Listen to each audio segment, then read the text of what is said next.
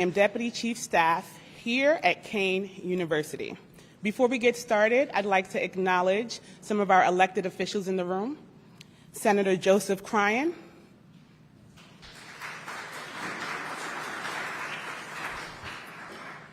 Assemblywoman Myla Jacey, Assemblyman Reverend Reginald Atkins, Assemblyman James Kennedy, and Union Township Mayor Manuel Figueredo. Thank you all for joining us here today. So here at Kean University, we are forward-thinking about prioritizing the mental health of our students. Our newly created Division of Integrated Health, Safety, and Response Services uses an innovative, research-based approach, bringing together our Public Safety Office with our Wellness Center and Cougar Connections, our Office of Social Work. This allows us to revolutionize our strategies to bolstering student mental health through a variety of programs aimed at providing access to various modes of therapy, suicide prevention, reducing domestic violence, and enhancing food security. Through a state community provider partnership and professional development grant, the university continues to expand mental health resources to students, including the telehealth platform You Will, and enhance professional development opportunities for employees to meet the needs of all student populations here at Kean. Thank you to our Executive Director of the Wellness Center, Janique Stanislaus, our Chief Wellbeing Officer, Erica Charles, our Vice President for Public Safety, Anthony Monticello, and our Senior Vice President over the new division, Jerome Hatfield, and their teams for their collective commitment to student well-being. Kean is also the first higher education institution in the nation to team up with EY to build a Vitality Index. This is a tool for bolstering physical, mental, social, and financial well-being among members of our campus community. This empowers us to make data-informed decisions as we make wellness interventions. With these tools, we strive to create a culture of support and care for our campus community. At this time, it is my distinct honor to bring up the acting governor of the state of New Jersey, Tahisha Way.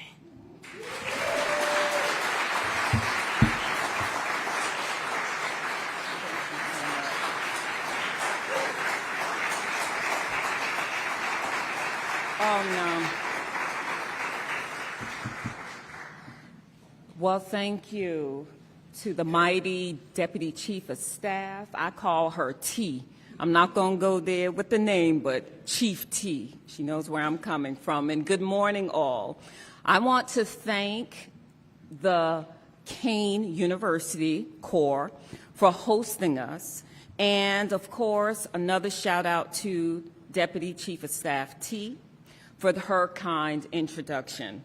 It's an honor to truly be here with each and every one of you today for what is actually the first public bill signing in my capacity as acting governor. Now, as many of you know, our great governor regretfully cannot be here, so you're stuck with me, because he is in the midst of leading a delegation on a 9-day economic mission to East Asia. In fact, I'm sure many of you are also aware Kean University's very own president and former education commissioner, Dr. Lamont Repole, is part of that delegation. Can we show him some love? Yes. And of course, our governor. However, I'm grateful to handle this duty in Governor Phil Murphy's stead. And I cannot think of many issues more important right now than protecting the lives and well-being of our young folk on college campuses across our state. And they could have no better champion in their corner than my colleague, our own Higher Education Secretary, Dr. Brian Bridges. So let me also shout out the bill sponsors who are with us for tackling this weighty subject. Union County's hometown Senator Joe Cryan, Assemblywoman Myla J.C., and Assemblyman James Kennedy. We also have the rest of the hardworking Union County delegation here today, Assemblyman Reginald Atkins, along with Union Township Mayor, who's been mentioned, Manuel Figueroa. It's no surprise that this bill received unanimous bipartisan approval from both houses of the legislature, and we thank you. And I would be remiss if I were not to send some love to two of our other university presidents from NCJU and, of course, from Mount Clair State University, who is also here. Can we give them a round of applause for all of the efforts that they do? Now, everyone knows this crisis is well documented, one that existed before the pandemic but has also been exacerbated since. Rates of anxiety, depression, and suicidal ideation on college campuses are at an all-time high. This has been a true clarion call to action, and few people have answered it more forcefully than Governor Murphy. Whether it was the first in the nation announcement this spring that New Jersey would be offering 24/7 access to free virtual mental health services on all of our 44 campuses this year, the law he signed this summer to help schools cover the cost of providing critical behavioral health services to our students, or the recent playbook on strengthening youth mental health that he authored as chair of the National Governors Association. The governor has been on the front lines of this battle. This year alone, we are investing nearly $30 million to support critical services for those in need through our Department of Human Services, which is also on the forefront of the battle. In fact, as we speak, they are hosting the 8th Annual Suicide Prevention Conference along with the Department of Health and Children and Families. And through DHS, we are funding a mobile crisis response for individuals who need in-person care, as well as funding for implementation of the 988 hotline. My friends, I humbly am asking that everyone commit this number to memory. A 988 is a 24/7 call, text, or chat service for those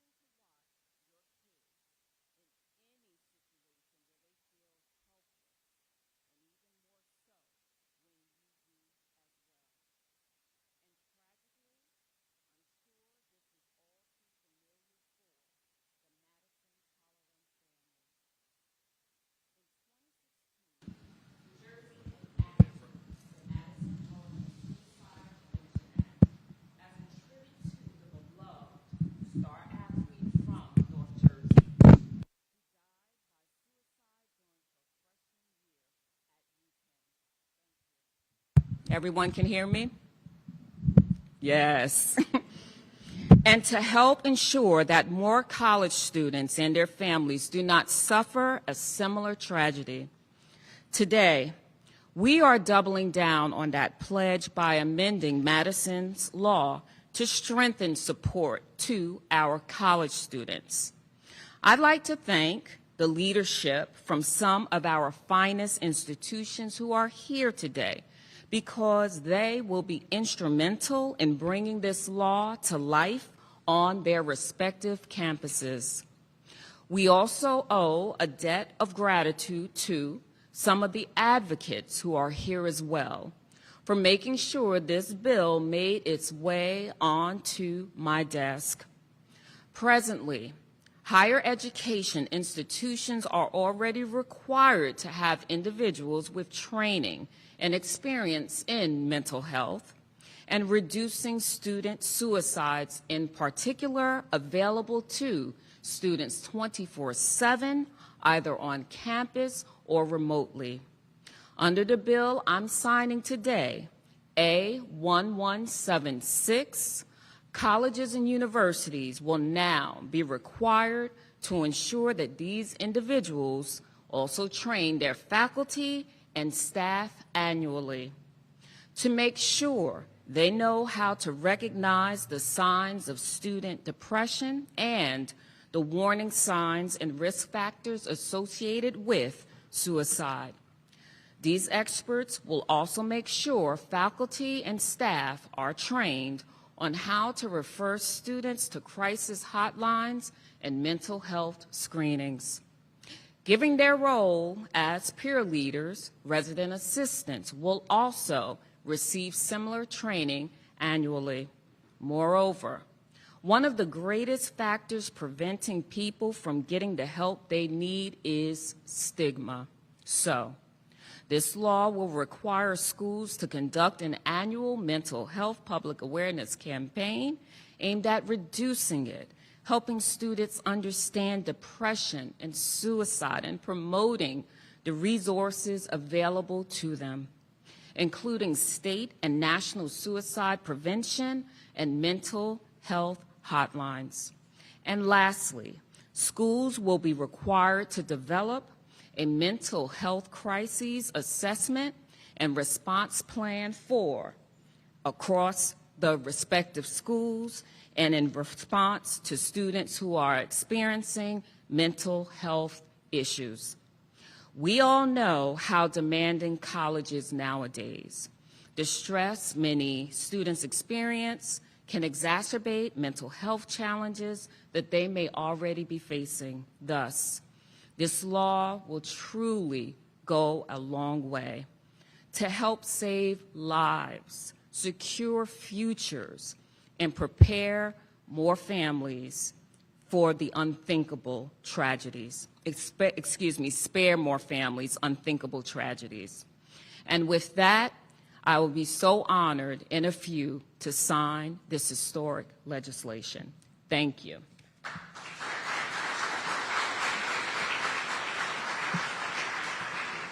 And now, I would like to call our phenomenal Secretary of Higher Education up, Dr. Brian Bridges, for some words. Thank you.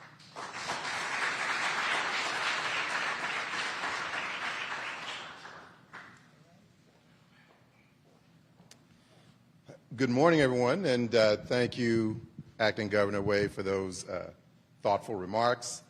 And I want to thank the sponsors of this important piece of legislation, especially Senator Joe Cryan, who has been a willing partner with us on numerous higher education issues, and Assembly Higher Education Committee Chairwoman Myla Jacey, who has been a partner in the I've been here almost 3 years in this role now. It's hard for me to believe, but since day one, Assemblywoman Jacey has been a great partner on all higher education issues. And I want to welcome everyone who's joined us here in person.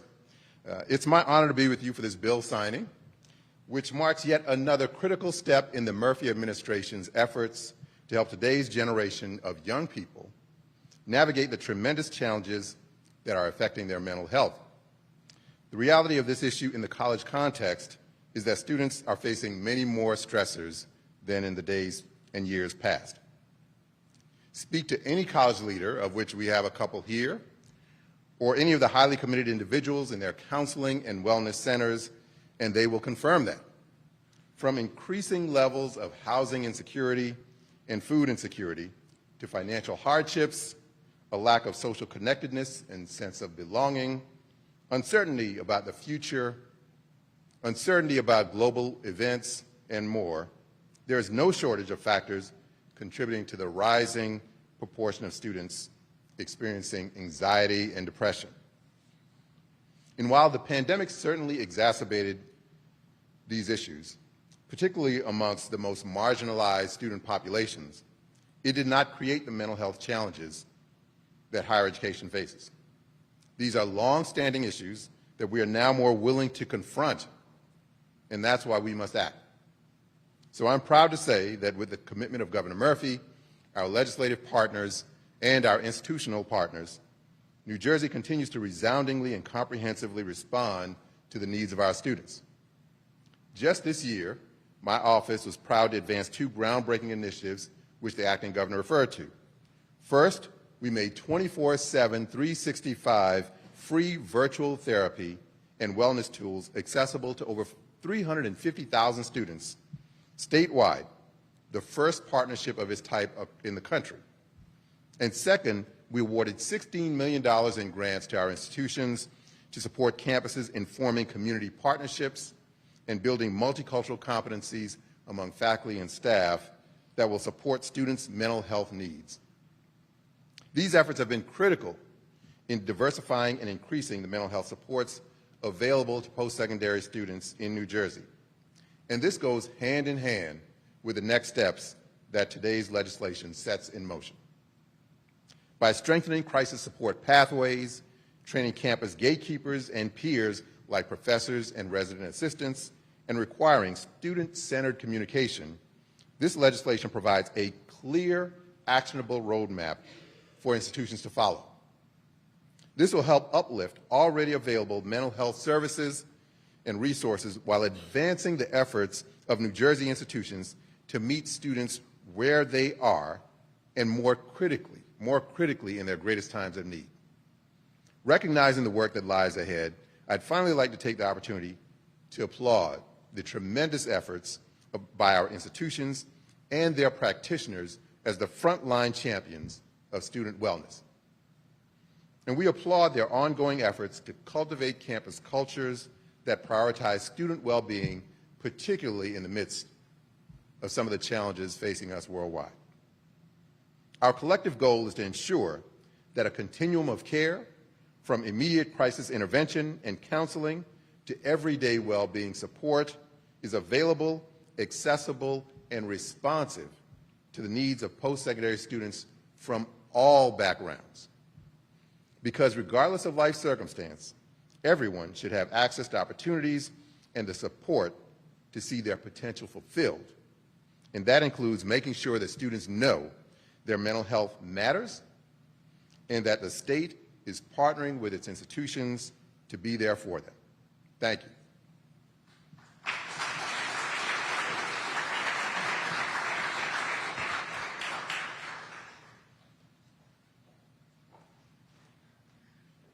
Okay. Next up, this is a gentleman from your hometown in Union County. And I say this from a nonpartisan basis because we did nonpartisan work together. And this is what this legislation is about. I've had the privilege to work with him through the census in 2020. Senator Joe Kean, he understood the need to ensure that all of New Jerseyans were counted. Specifically, he understood the need that would make certain that the proper funding for the colleges and universities that we have in our state would be built up and built out. So without further ado, Senator Joe Kean.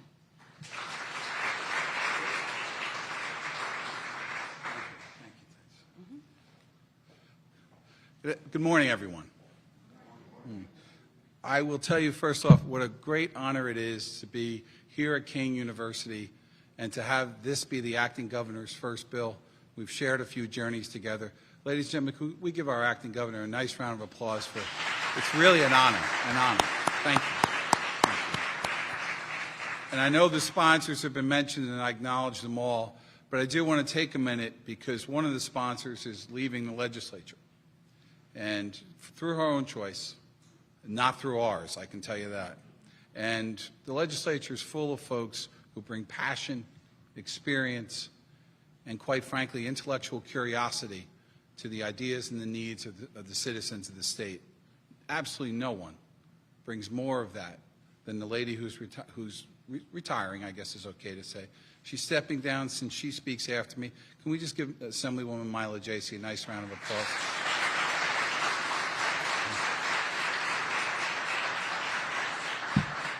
I want to thank the Murphy administration. Brian, thank you all for the commitment to have college presidents here. Signifies the importance of this legislation and what it means. But I just want to share with you, if I can for a moment, a story that was in the Star Ledger, or in NJ.com these days. It's published June 27th of 2022. It's only very brief.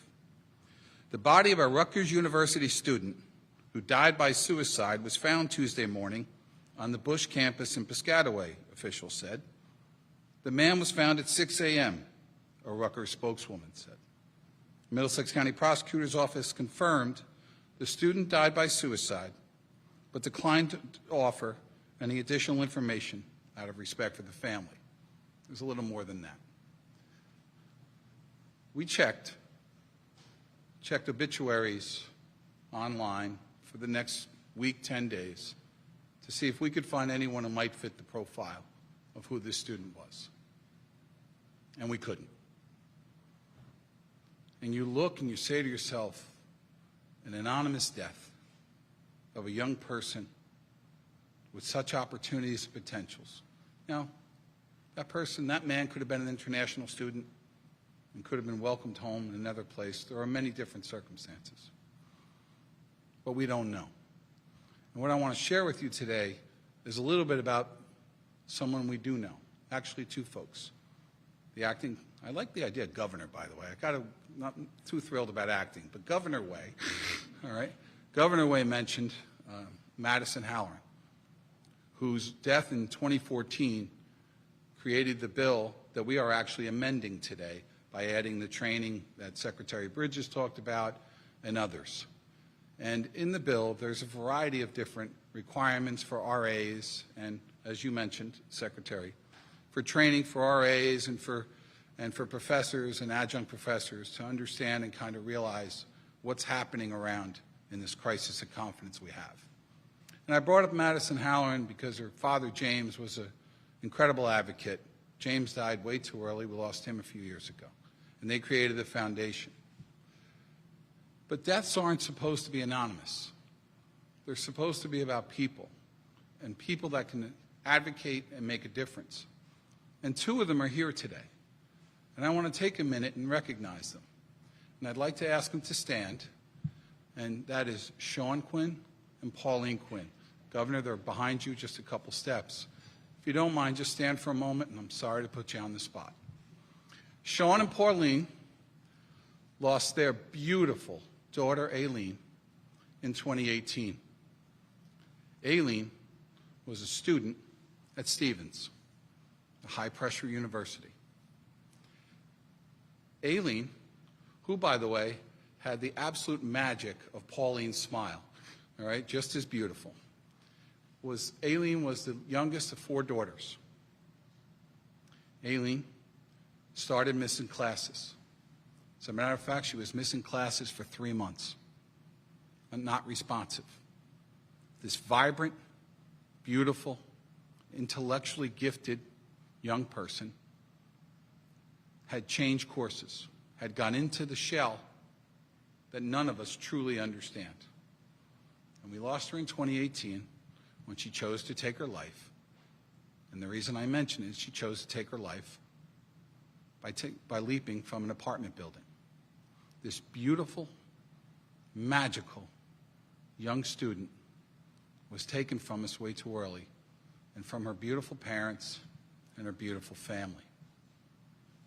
The Quinns chose to advocate. The Quinns chose to meet with people. The Quinns chose to put a face to what we're doing today. The Quinns chose to tell us Aileen's story. We met in Trenton, and we chatted again outside. They talked about the importance of this legislation and how there shouldn't be any more Aileens. There shouldn't be any more anonymous people in a story either. And I don't know whether we fix every situation. I'm sure Matt will tell us that's probably not possible. But we can potentially help the next Aileen Quinn. And the passionate students that are here, I talked to some who are on the President's Council, people who advocate, people who are engaged, who can now recognize signs through the training that Secretary Bridges talked about, that maybe we make a difference. And maybe the next Aileen who's thinking about it ends up being that Nobel Prize winner, cures cancer, or frankly just makes the next person's life better. And that's what today is. Today's a bill that hopefully makes the next person's life better. So for the Aileen Quinns of the world, and just as importantly, for the Pauline Quinns and the Sean Quinns of the world, Governor, thank you for taking the time today to sign this bill and for bringing this group together to make the public commitment to make sure that we can do whatever we can to say no more. Thank you very much.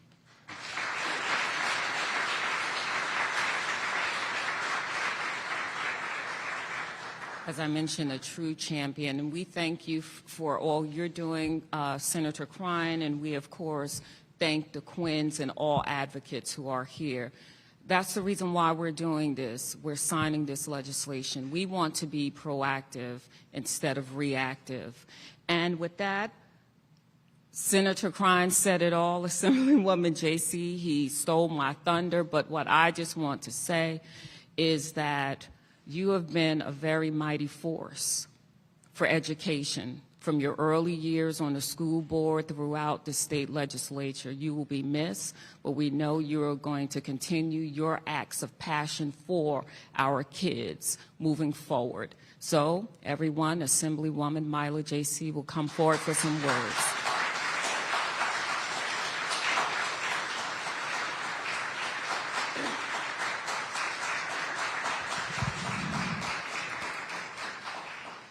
Thank you. My chief of staff is going to kill me, but I left my notes there because I think we've pretty much covered what I was going to say. So I thought I would take a different, I would give you a different message.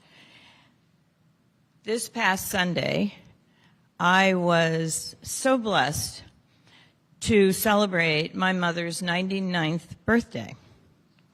And as many of you know, she lives with us. She's lived with us over 30 years. And her mind is good. Her body is failing, but her mind is good.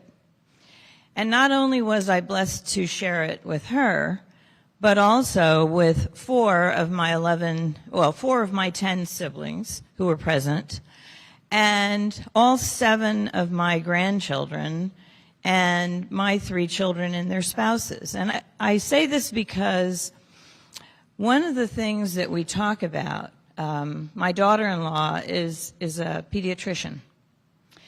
And we talk all the time, and my daughter is a teacher, and she's now training teachers at Montclair State. We talk a lot about young people and how lost they seem to feel. Not all of them, but many of them. And why is that? And after everyone left on Sunday evening, I thought to myself, how fortunate are we to be able to have family and friends around on a regular basis? My mother started Sunday dinners like 30 years ago because she said, everybody's so busy, I don't get to see anybody, but maybe if I cook for you, you'll come. And yeah, that worked really well. So my message is, each one of us needs to think about how you can form, if you don't have family, I'm sure you have friends, there are people who are living alone. The pandemic was really, really hard on us, on all of us. And I think the lesson to be learned is that as humans, we all need those connections. We need to know that we belong somewhere. When I think about my siblings and all of their children, half of whom have gone through college at this point, they've all done so pretty successfully. And I think I know that the one common denominator is that they know where they belong. They know someone has their back. My mother talks a lot about growing up on a farm, and there were 8 of them, and how hard they worked together, because they actually worked on the farm, because it was my grandfather's farm.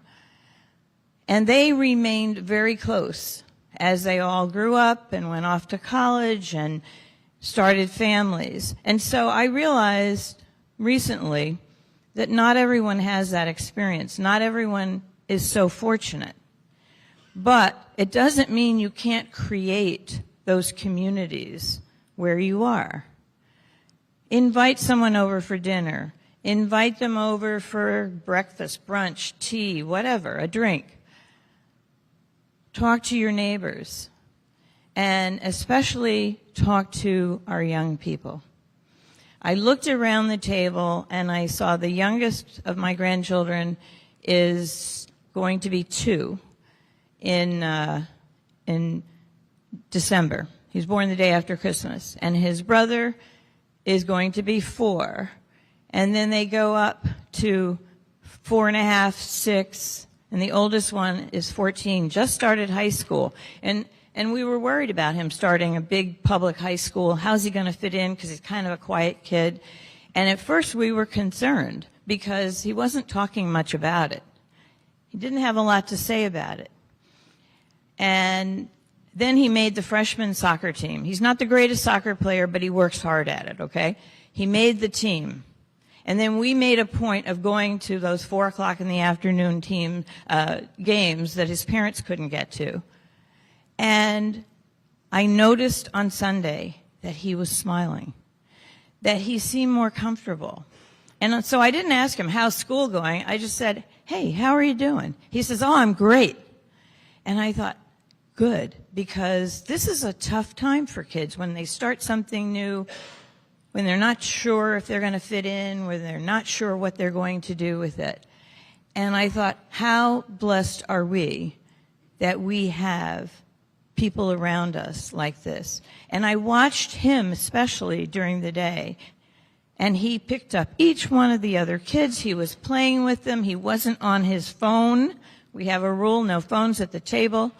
And I thought, this is my message, is that we as the adults have to take the reins and have to respond to social media and devices and all these things, because there's nothing as powerful as face-to-face interactions.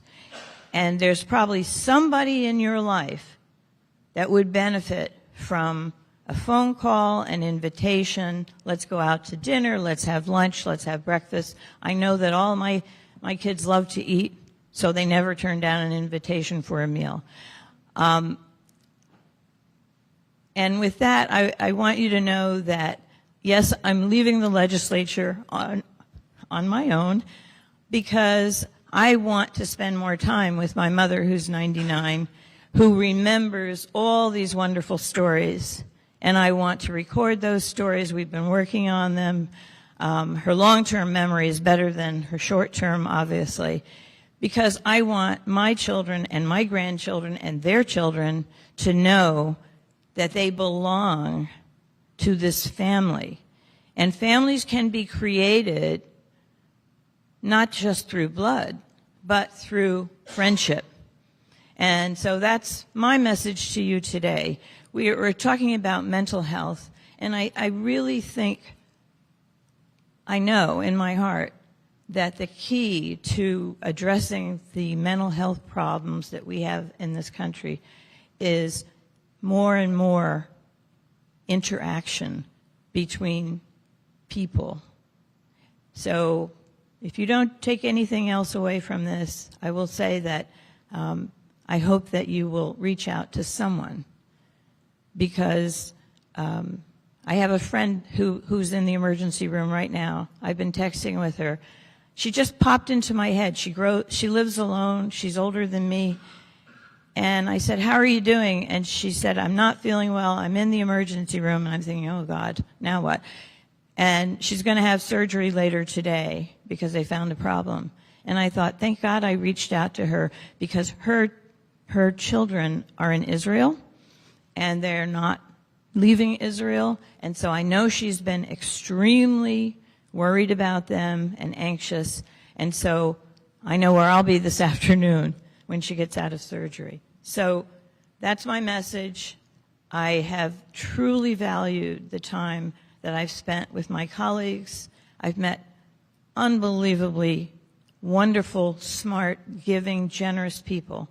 And I've learned that some people need to be asked to do things. Some people need to be given the opportunity to do things. But we all need each other. Thank you.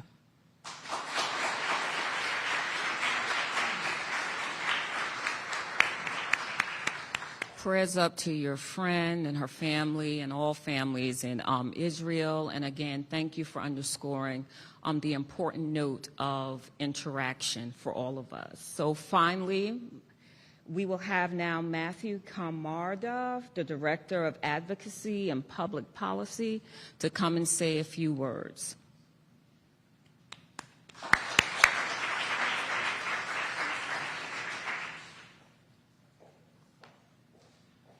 That was a tough act to follow. Really, the importance of connection is just so important when it comes to mental health. Thank you very much for inviting me to speak today. My name is Matt Camarda. I am Advocacy and Public Policy Director for the National Alliance on Mental Illness of New Jersey. We are a statewide organization dedicated to improving the lives of individuals and families affected by mental illness through education, support, and advocacy.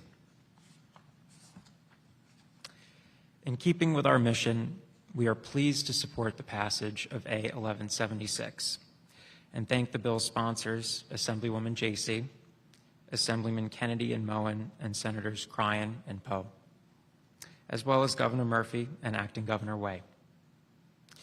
This bill recognizes that mental health services and education are essential for college students' health, well-being, and safety. Ensuring maximum awareness of the 988 Suicide and Crisis Lifeline and available mental health services is going to save lives and bring support to students who are struggling. When students are surrounded by staff and peers with mental health training and suicide prevention training, that's going to reduce stigma and is going to make it more likely that someone who is struggling will feel safe opening up to someone. We know even a single conversation with a caring person can save a life. As a former college student, I remember too well the emails we would receive after a student had been lost to suicide. How shaken and heartbroken the community would be, even for those who didn't know the person. I remember badly needing to talk to someone and not really knowing where to go or who would understand. Only 7 years out of college, it's really quite remarkable to me how differently we talk about and address mental health in this whole country, in the world. As we take this new step to support our students, it's really important that we continue our momentum toward a system that meets a mental health crisis with a mental health response. We look forward to working with all of you to keep making this a reality. Thank you.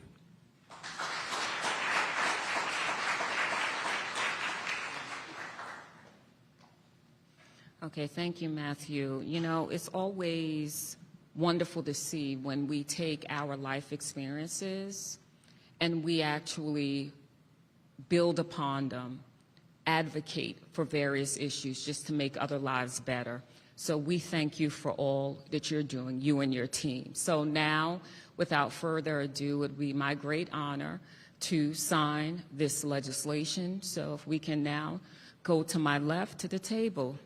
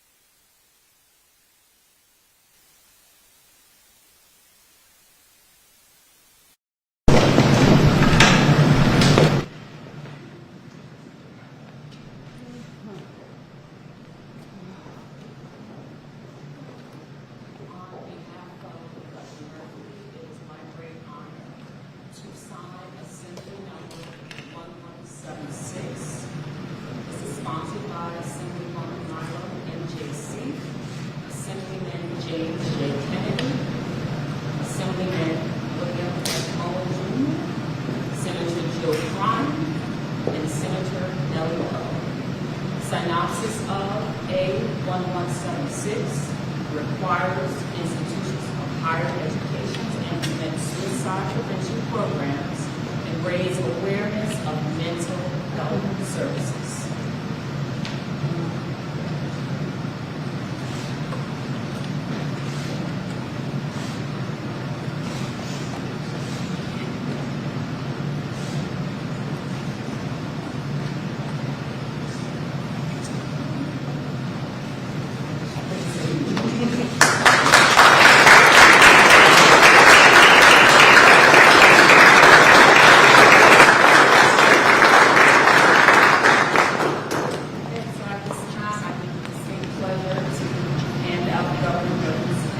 First pen up is Deputy Chief of Staff T.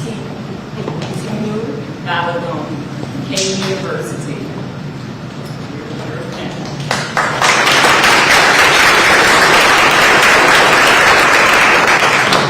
Okay.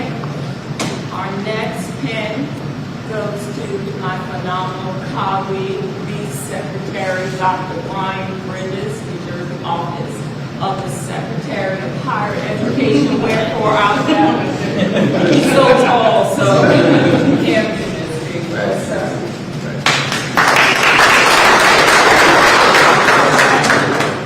Third 10 goes to the one and only Senator Joseph Kean, Legislative District 20.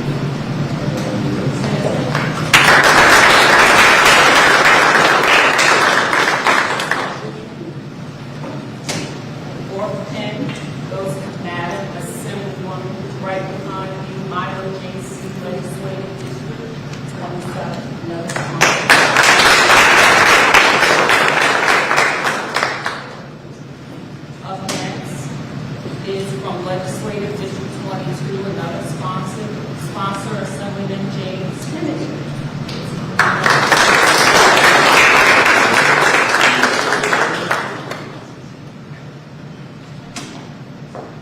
Matthew Camargo gets our next pen, the Director of Advocacy and Public Policy, National Alliance on Mental Illness and Wellness. Matthew.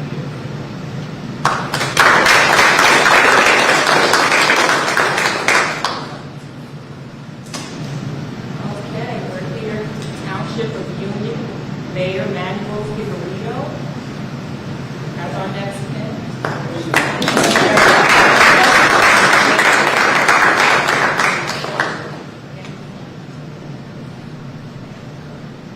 Next we have from Legislative District 20, Assemblyman Reginald Atkins.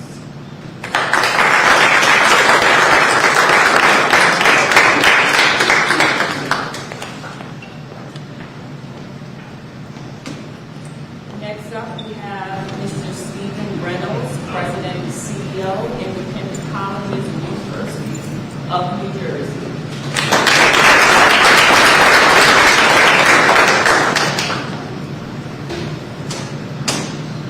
And then we have Jacob Farkin, who's the Executive Director of Economic Mobility Initiatives, New Jersey Council of County Colleges.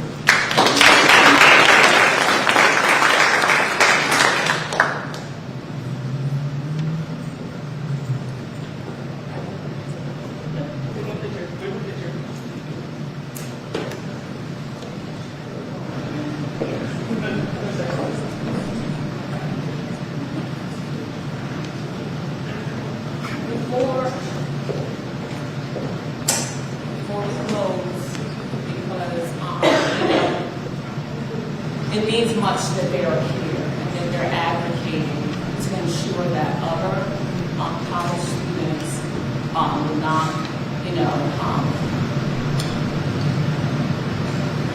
have any emotional, mental crises in their own right. Okay, of course, this is a serious issue. We're thankful everyone is here, but we're equally thankful that we have strong advocates, parents who understand the call of action for this, and that is the goodness. So I would like to give you